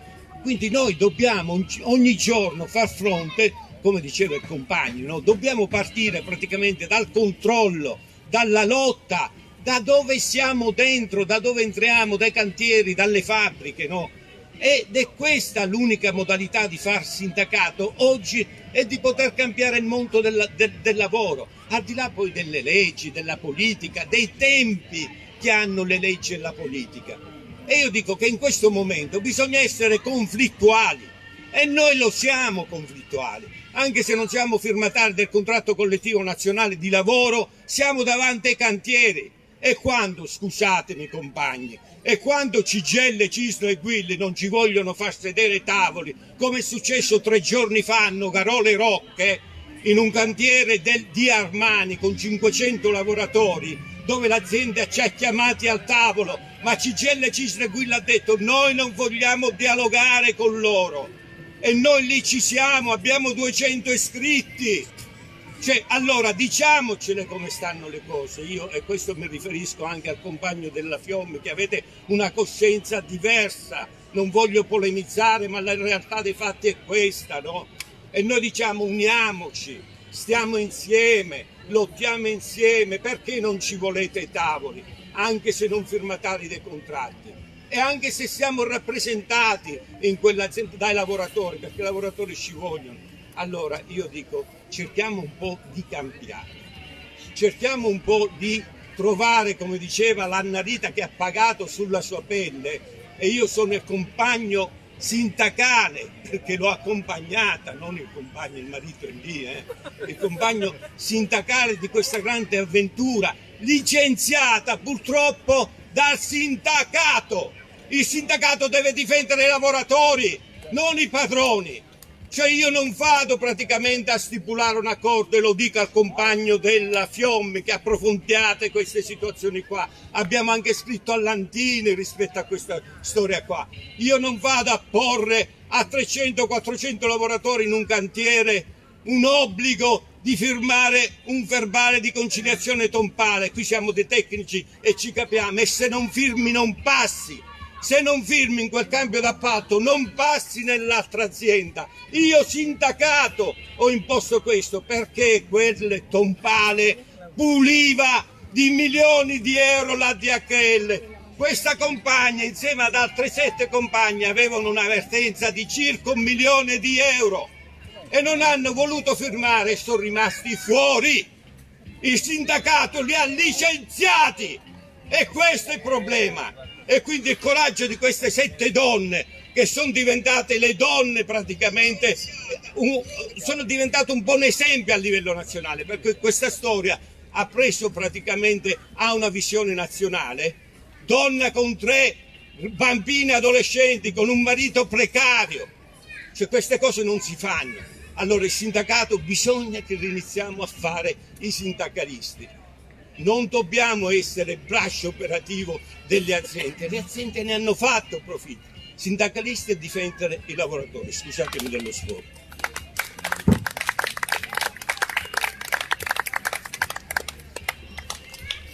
Qualcun altro vuole dire qualcosa? Facciamo un altro giro veloce? Prego. Allora, cominciamo da Giorgia, facciamo questo. Non so se hai detto No, di sì. dico al compagno ex sindacalista, quando abbiamo tempo ne parliamo perché sono assolutamente in disaccordo con quello che hai detto. Ti invito a leggere le dichiarazioni rese dal segretario della CGIL al Tribunale di Torino quando è stata fatta la prima causa che è stata vinta per quanto riguarda il CCNL Vigilanza. Non è stato in grado di dire perché è stata prevista una retribuzione di questo tipo. Leggila e poi ci vediamo insieme a bere uno spritz perché sono proprio in disaccordo. Poi volevo dire una cosa che sembra ovvia, è molto semplice, ma in realtà non è, e volevo fare un attimo 2 riflessioni sulla sicurezza sul lavoro. La proposta di assumere 10.000 ispettori, devono essere preparati, sembra scontato e invece non è vero che è così, perché ci sono tantissimi ispettori che non sono in grado di leggere un DVR oppure non sono in grado di leggere il DVR e di vedere se quel DVR è rispettato all'interno dell'azienda. Quindi io posso assumere anche 1 miliardo di ispettori, ma se poi non li preparo e non gli do una formazione costante, sufficiente, ma soprattutto al passo con il tempi e con quelle che sono le innovazioni tecniche che possono essere adottate all'interno dell'azienda, non servono assolutamente a niente. E le sanzioni non sono assolutamente no, adesso non mi viene il termine, non dirimenti, cioè nel senso l'azienda non è particolarmente incentivata a rispettare la legge perché tanto la sanzione è abbastanza irrisoria, quindi tutto sommato, facendo 2 conti, gli conviene anche che il lavoratore si faccia male. Si parla sempre di infortuni, le malattie professionali sono tantissime, sono in aumento, sono assolutamente generalizzate perché ce le paghiamo noi che paghiamo le tasse, e sulle malattie professionali non si fa sufficientemente un intervento, non si danno soldi alle aziende perché incentivi perché possano adottare determinate tecniche, non si formano i lavoratori, si richiedono sempre dei ritmi cioè sempre più serrati, sempre più veloci, eccetera, non si fa appunto ispezione. Qua mi ricollego, gli ispettori devono sapere che cosa sono le vibrazioni al corpo intero, le ernie, tutto ciò che compete per quanto riguarda la movimentazione manuale dei carichi. Quindi appunto questo è un tema che sembra scontato quando se ne parla, ma non è sufficientemente approfondito. Basta. Sì, no, io dico proprio per punti 2 cose. Allora, sul tema che appunto poneva il mio compagno dell'USD, ovviamente io parlo delle cose che conosco e parlo della zona. C'è un punto però, noi costruiamo, quando dico ripartire dal basso, intendo ripartire dal basso discutendo le cose, mettendoci d'accordo sulle vertenze, partecipando e costruendo insieme le iniziative. E da questo punto di vista abbiamo anche qua dimostrato, insomma, come Piom, e devo dire anche come insomma, CGIL. Per quanto riguarda il caso delle grafiche venete, noi con la DL Colpas abbiamo prodotto una vertenza insieme, ma non perché siamo particolarmente buoni, sensibili, eccetera, eccetera, più di sinistra, ma perché abbiamo costruito le cose insieme. Se le vertenze vengono costruite insieme in modo democratico, discutendo e decidendo insieme le sue iniziative, noi non abbiamo mai avuto preclusioni, mai fatto. Nella nostra esperienza, se penso a Padova, ma non solamente a Padova, e come FIOM, insisto, noi abbiamo affrontato vertenze anche complicatissime con chi c'era, con il sindacato che c'era, ovviamente sulla base di decisioni che venivano discusse, che venivano assunte come decisioni. Questa è la nostra pratica e continuerà ad esserlo. Sulla rappresentanza, tra l'altro, noi stiamo chiedendo come insomma, CGIL, come insomma, FIOM, abbiamo anche depositato una proposta di legge da questo punto di vista sulla insomma, rappresentanza, perché anche là io non conosco le storie, cioè quello che avete sottolineato mi stuzzica la curiosità, devo dire, quindi approfondiremo tutto. È chiaro che poi ma è chiaro che poi i lavoratori devono essere rappresentati se c'è rappresentanza. Nel caso che appunto spiegavi, sono 200 iscritti, ci mancherebbe anche altro. Ci sono altri casi, non riguardano magari l'USB, ma altri appunto sindacati che invece probabilmente. E quindi la legge sulla rappresentanza è assolutamente utile. Sul salario minimo, brevissima considerazione, la discussione che stiamo facendo in sindacato è quella di ancorare il salario minimo sulla media di contratti più evoluti, diciamolo così, perché è chiaro che il contratto, non solo quello della vigilanza, ma penso, non mi ricordo il nome dell'altro sinceramente, del pulimento, esatto. È chiaro che nel momento in cui garantiscono una paga minima inferiore al salario minimo proposto è un tema che riguarda il sindacato chiaramente, ma da questo punto di vista sono d'accordo con Marco, il tema vero sono i rapporti di forza che in certi settori sono proprio complicati, insomma, da mettere in campo. In questo caso qua però appunto per questo che la legge può essere utile.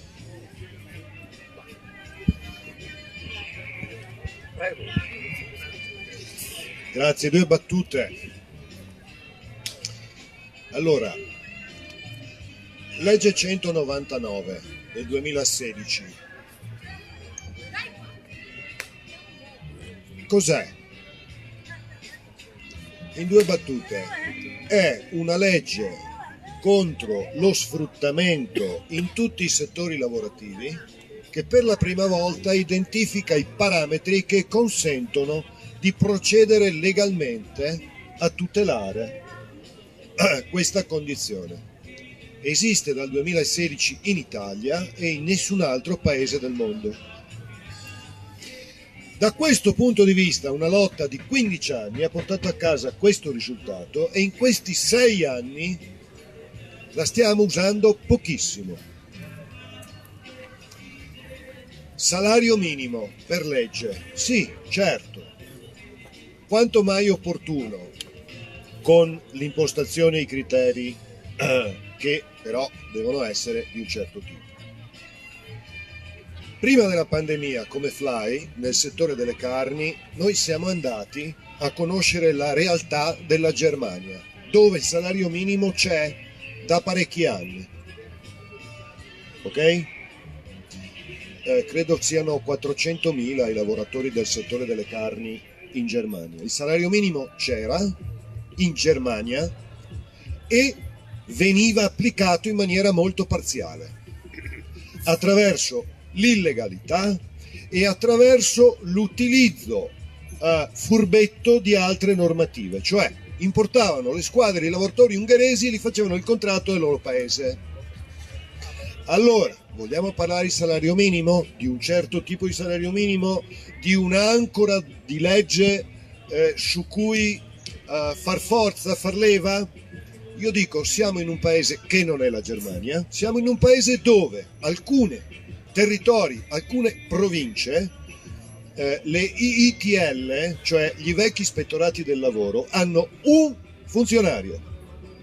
Allora l'avvocato mi confermerà che per fare un accesso ispettivo minimo sono 2 gli ispettori che devono uscire. Quindi abbiamo territori in questo paese in cui l'attività ispettiva è impossibile di fatto. Allora io dico, l'azione sindacale? Certo.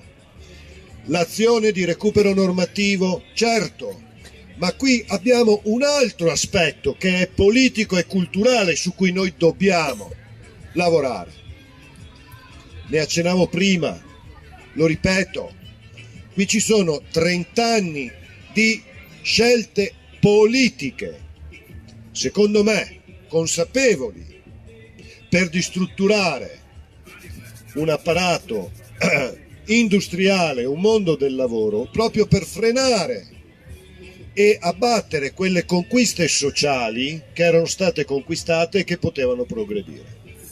Lo so che è una valutazione politica, però anche qui dobbiamo, tra di noi, tutti, cioè forze politiche e forze sindacali, decidere qual è il livello del ragionamento, perché c'è il ragionamento generale e poi c'è il ragionamento particolare. E tutti noi potremmo portare esempi di degenerazioni rispetto a una direzione generale di una male applicazione su alcuni casi specifici, cioè decidiamoci, perché se noi partiamo da un particolare per, voglio dire, scardinare quella che è una direzione generale, corriamo dei grossi rischi.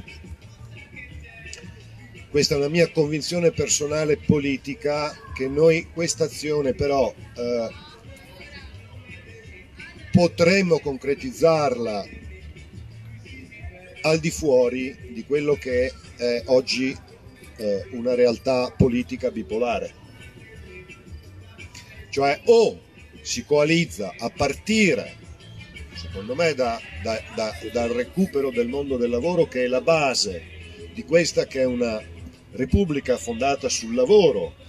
L'Italia che conosciamo oggi dovrebbe essere quella che nasce dalla Costituzione antifascista, dovrebbero essere quelli i valori che conducono, diciamo, lo sviluppo e le relazioni sociali in questo paese. Non è più così. E allora credo che solo un'aggregazione alternativa, un terzo polo che parta da queste basi, dalla centralità del lavoro, dalla centralità dell'antifascismo, dalla tutela della democrazia, possa cominciare a scardinare, assieme all'azione sindacale, assieme al recupero e alla cancellazione delle leggi che in questi periodi ci sono state fatte, ma se c'è anche una consapevolezza che la battaglia è anche politica e culturale, non è settariamente da indicare per competenze. Quindi grazie ancora per questa serata in cui la discussione è stata molto interessante e andrebbe magari sviluppata per temi, perché è molto ampio il tema di discussione. Un'ultima battuta sulla FIOM, perché la FIOM, allora nella pandemia, è un gioco, Antonio, faccio una battuta, nel senso, è vero, la FIOM per esempio durante la pandemia è riuscita a fare un protocollo con Federmeccanica, noi non ci siamo riusciti, perché nell'ultimo rinnovo contrattuale fra il 2019 e il 2020, vedremo se è positivo o se è negativo, ma l'omologa di Federmeccanica, Federalimentare, l'abbiamo fatta implodere. Per cui ad oggi Federalimentare esiste solo su carta. Ecco, non siamo riusciti a farlo quel protocollo. Grazie. Marita. Sì. Prego. Devo parlare della FIOM? No, basta, lasciami stare. No, no, io non sono d'accordo sul fatto che, ci siano troppi migranti negli appalti non vuol dire che siano, diciamo, la causa per cui non si riescono ad aggregare i lavoratori, perché io ho l'esperienza nei nostri magazzini di migranti, gente che viene davvero da lontano, che per prima si è fermata fuori a lottare, loro stessi ci hanno chiesti di lottare, hanno avuto tanto coraggio. E poi per rispondere appunto al compagno della FIO, ho detto che l'avrei...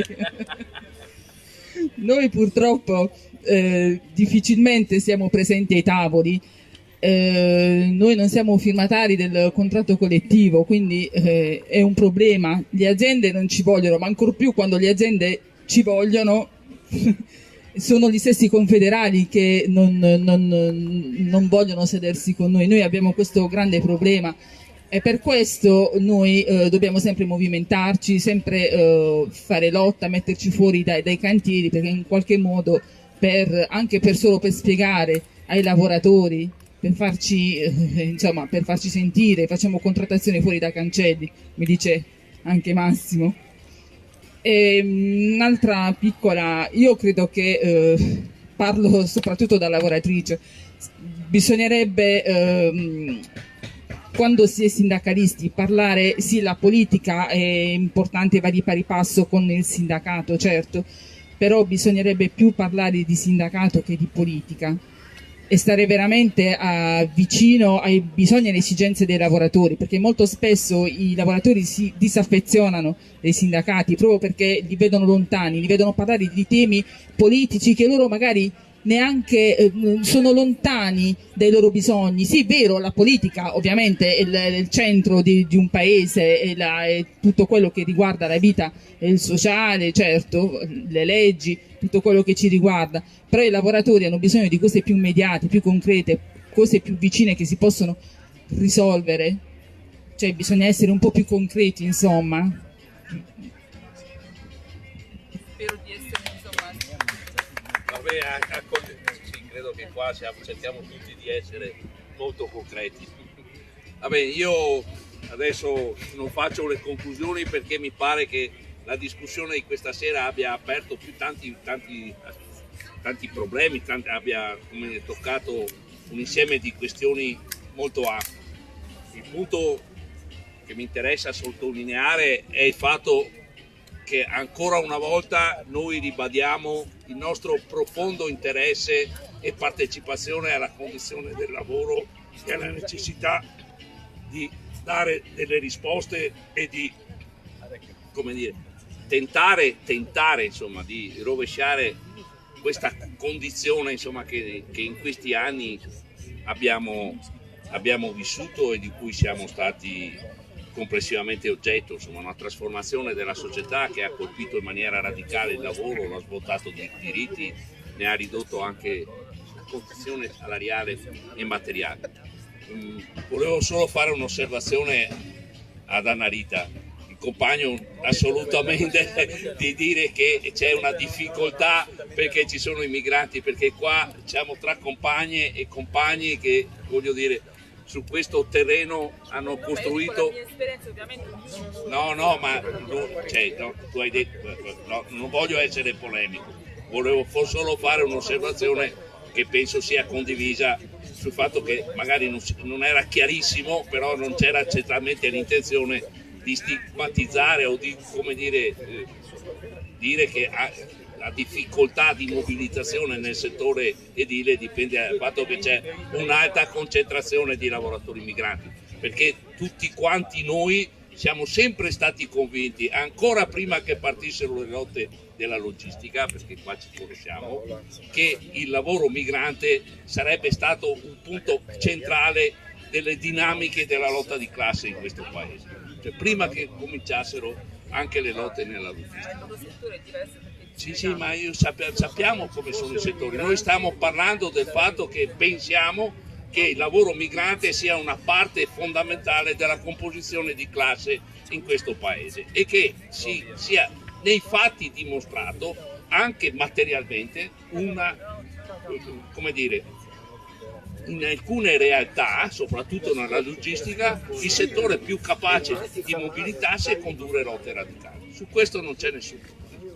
Io dico soltanto, e tocco il tema del salario minimo, io penso che al di là di qualsiasi discorso noi non possiamo accettare che ci siano lavoratori, che ci sia in questo paese una condizione in cui il lavoro è povero.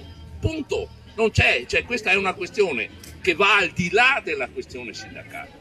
Le ragioni per cui questo è accaduto, che in questi anni, in questi decenni, insomma, si è proceduto sistematicamente a ridurre diritti e porre settori sempre più larghi del mondo del lavoro in una condizione che era di ricatto e materialmente insostenibile, perché ovviamente vivere 4-5 euro con 600-700 euro al mese lavorando è una cosa indicibile, non è nemmeno pensabile, è addirittura indicibile, cioè una cosa che noi non possiamo accettare. Questo per noi è un punto di battaglia fondamentale. Dopodiché noi siamo consapevoli, perché prima si è toccato anche il problema della politica, di incidere eccetera, e noi sappiamo che è difficile.